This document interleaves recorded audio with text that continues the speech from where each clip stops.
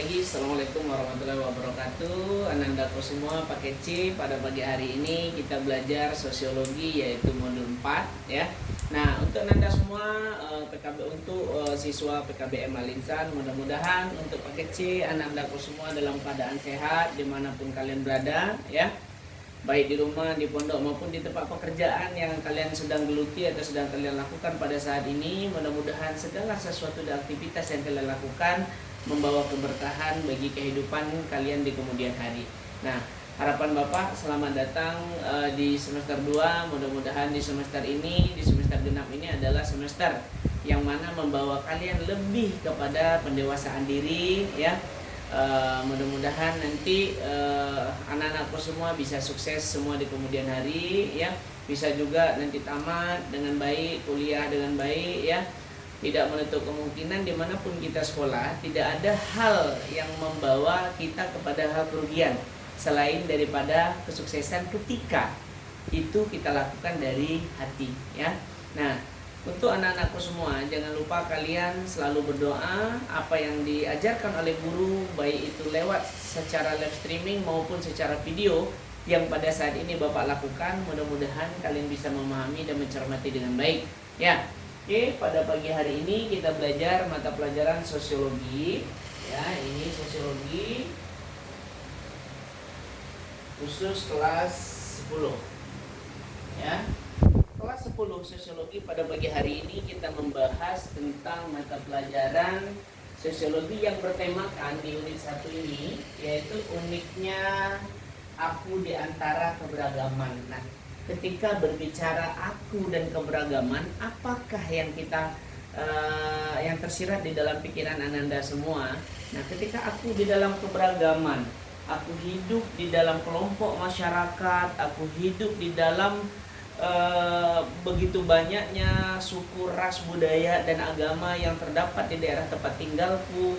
Kadang-kadang ada hal yang membuat aku tidak nyaman di tempat tinggal, ada hal yang membuat aku nyaman di tempat tinggal. Kadang ada sesuatu hal yang kita mencari tempat tinggal itu adalah tentang kenyamanan, tapi tidak menutup kemungkinan bahwasanya aku, kalimat aku ya.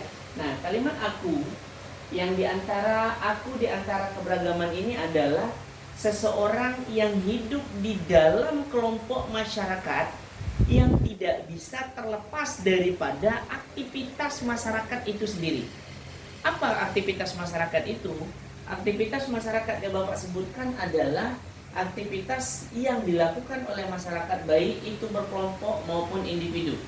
Baik itu bergotong royong, keberagaman, solidaritas, ya, kekompakan. Nah, ini hal yang membuat kita terkadang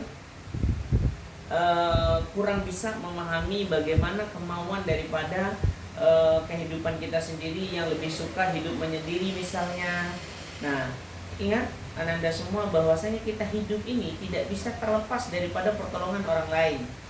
Kita tidak bisa hidup sendiri. Kita hidup ini adalah saling ketergantungan, bahwasanya di dalam kehidupan itu ya wajib kita melaksanakan kegiatan sosialisasi. Selain sosialisasi apalagi interaksi.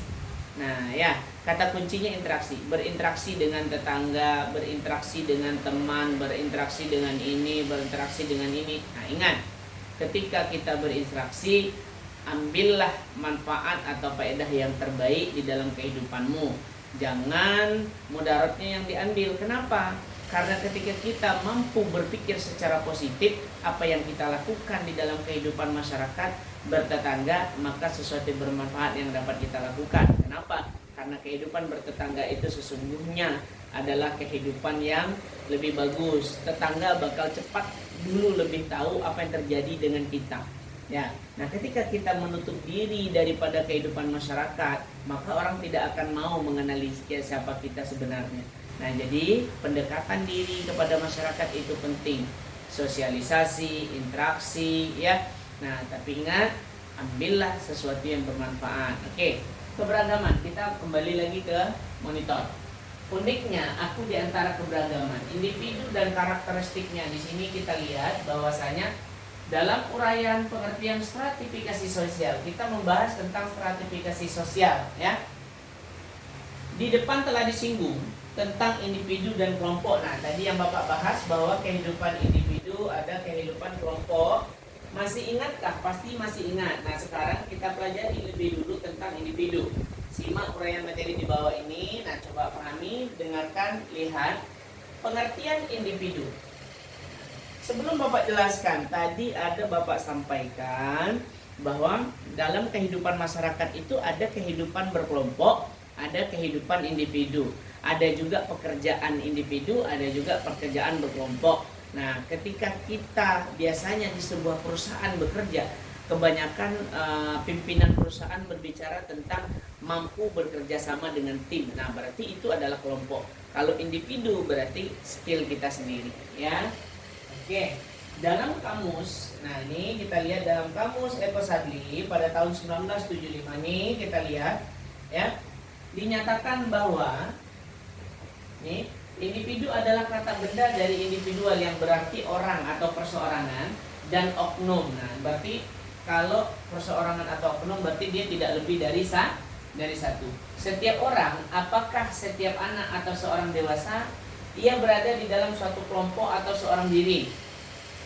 Ia tetap disebut sebagai individu, menunjukkan kedudukan seseorang sifatnya mandiri atau dikenal dengan otonom, ya.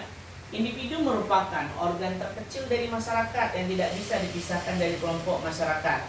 Oleh karena itu, individu dibesarkan oleh kelompok masyarakatnya. Artinya, individu itu diharapkan selalu berperilaku sesuai dengan budaya masyarakat. Nah, oke, tadi yang Bapak sampaikan, walaupun kita hidup secara individu, lebih suka hidup sendiri, kita tidak bisa terlepas dari masyarakat. Kenapa? Karena individu itulah yang melengkapi dari kelengkapan masyarakat itu sendiri.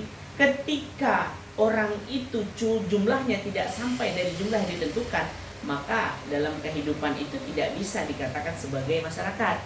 Tapi dengan gabungannya beberapa individu tadi, nah itulah yang disebut dengan kelompok masyarakat, ya. Berdasarkan pengertian di atas dapat dibentuk suatu lingkungan sosial untuk anak. Nah, lingkungan sosial tadi Bapak sampaikan interaksi yang diharapkan dapat merangsang perkembangan potensi yang dimiliki akan kepribadian. Seperti itu, anak dibantu oleh guru, orang tua, dewasa lainnya. Perkembangan diinginkan, namun perlu diingatkan bahwa kepribadian anak sifatnya sebesar dibentuk dalam keluarga. Nah, jadi sebenarnya pribadi seseorang itu tidak bisa terlepas daripada pendidikan atau didikan keluarga. Nah, siapa kita? Sebenarnya siapa kita? Bagaimana karakter kita? Ya, itu tidak bisa terlepas dari peran keluarga. Nah, bagaimana orang tua kalian dulu, cara mendidik, cara membina, cara mengajarkan interaksi, cara mengajarkan sosialisasi. Nah, itu kembali kepada orang tua kalian dulu masing-masing. Ya. Nah, biasanya hidup yang interaksinya lebih bagus itu kenapa terjadi di daerah pedesaan atau perkampungan atau pedalaman?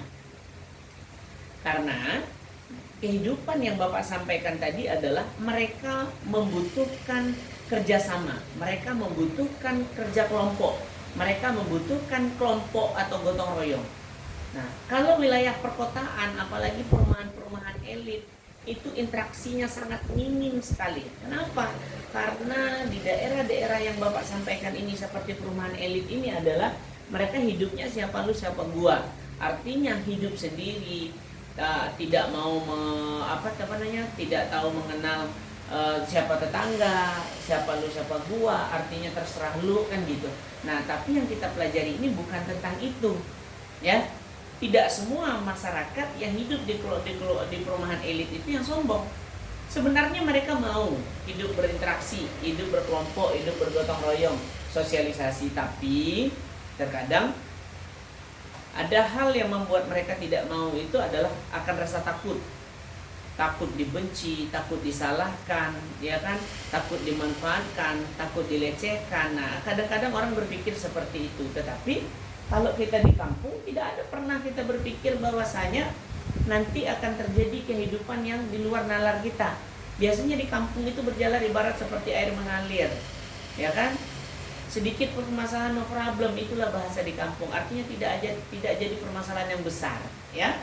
Oke, kembali ke sini. Sejak lahir, ya, Nah, kita melihat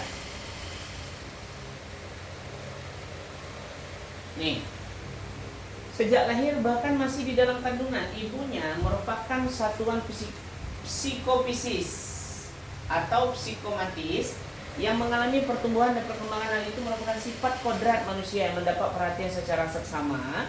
Maka pertumbuhan perkembangan ini persoalan yang berkaitan dengan pertumbuhan secara khusus dibagi dalam hal. Nah, ini akan kita bahas dalam modul ini, ya. Nah, artinya orang yang kita sampaikan tadi, kadang-kadang kita juga tidak bisa memaksakan kehendak bahwasanya teman kita harus berteman dengan kita, orang itu harus berteman dengan kita, orang itu harus berinteraksi dengan kita, orang itu harus bersosialisasi dengan kita, orang itu harus mau mengikuti kemauan kita. Tak bisa, ya. Segala sesuatu kita tidak bisa memaksakan kehendak.